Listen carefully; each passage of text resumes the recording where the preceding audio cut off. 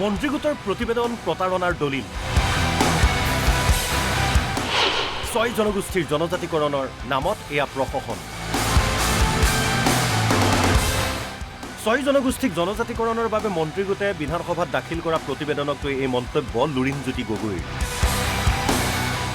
এই ৩-৪ মাহ বাকী থকা অৱস্থাত তেওঁলোকে মন্ত্ৰীগোটৰ প্ৰতিবেদন প্ৰেৰণ কৰা গোটেই কথাটোৱে তেওঁলোকৰ ইয়াৰ লগত যে এটা ৰাজনৈতিক লক্ষ্য আৰু উদ্দেশ্য জড়িত হৈ আছে এইটো কথা স্পষ্ট ৰূপত প্ৰমাণ কৰিছে। প্ৰধানমন্ত্ৰী নৰেন্দ্ৰ মোদীয়ে 10 বছৰতকৈ বেছি প্ৰধানমন্ত্ৰী হৈ থকাৰ পাছতো ৬টা জনগোষ্ঠীৰ জনজাতিকৰণ নকৰিলে। অসমত মুখ্যমন্ত্ৰী দুগৰাকী বিজেপিৰ মুখ্যমন্ত্ৰী থকাৰ পাছতো তেওঁলোকে ৬টা জনগোষ্ঠীক জনজাতিকৰণ আজিলৈকে নিদিলে। এই কথাটোৱে প্ৰমাণ কৰে যে এই তেওঁলোকে ৩ মাহ বা ৪ মাহৰ আগত দিয়া প্ৰতিবেদনখন এখন প্ৰহসনহে মাত্ৰ। অসমৰ জনগণক পুনৰ বিশ্বাসঘাতকতা প্ৰতাৰণা কৰিব খুজিছে ৬টা জনগোষ্ঠীক। প্ৰতিবেদনত কোনোবাই যদি আদৰণি জনাইছে, আন কোনোবাই সমালোচনাও কৰিছে। নিৰ্বাচনী চমক আখ্যা দিছে বহুতেই। কংগ্ৰেছৰ বিধায়ক জাকিৰ হুছেইন চিকদাৰৰ মতে এয়া নিৰ্বাচন জিকাৰ কৌশল বিজেপিৰ। মই ভাবো এয়া নিৰ্বাচনী জিকাৰ কাৰণে এটা কৌশল ৰাজ্য চৰকাৰৰ। আন্তৰিকতাৰে এই প্ৰতিবেদন তেওঁলোকে দাখিল কৰা নাই, কেৱল কৰিব লাগে বুলি কৰিছে। ইফালে মুখ্যমন্ত্ৰী হিমন্ত বিশ্ব শৰ্মাই ক'লে এয়া এক সুন্দৰ প্ৰতিবেদন, সকলো জাতি উপজাতি একেলগে আগবাঢ়িব। প্ৰতিবেদন দাখিল হৈছে 7টা, আন্দোলন হৈছে 3টা। তাৰ মানে প্ৰতিবেদনখন নপঢ়াকৈ আন্দোলন হৈছিলে আৰু পঢ়িলে তাত কোনেও বেয়া পাবলগীয়া একো নাই। সকলোৰে কাৰণে আমি যাতে সকলো জাতি উপজাতি আগবাঢ়ি যাব পাৰে তাৰ কাৰণে আমি সুন্দৰ প্ৰতিবেদন এখন দিছোঁ।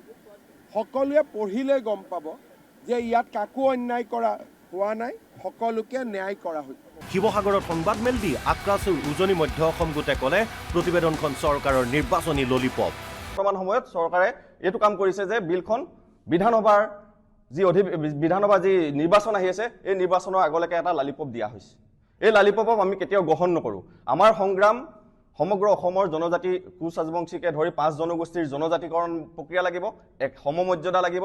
আমাৰ মাজত বিভিন্ন নতুন মডেল প্ৰস্তুত কৰি বিভাজনৰ ৰাজনীতি সিঁচাটো আমি এই চৰকাৰক আমি দাবী জনাইছোঁ। এই চৰকাৰৰ প্ৰতি আমি আহ্বান জনাইছোঁ যে এতিয়াও সময় আছে, সময় থাকোঁতেই আপোনালোকে পুনৰ বিবেচনা কৰি 6 জনগোষ্ঠীৰ জনজাতিকৰণক সকলো জনগোষ্ঠীক একে মৰ্যাদা প্ৰদান কৰিব লাগে। ইফালে মুছলপুৰৰ আদিবাসী ছাত্ৰ সন্থাৰ দাবী নিৰ্বাচনৰ আগতেই দিয়ক জনজাতিকৰণ, অন্যথা বিজেপিৰ বিকল্প চিন্তা কৰা হ'ব।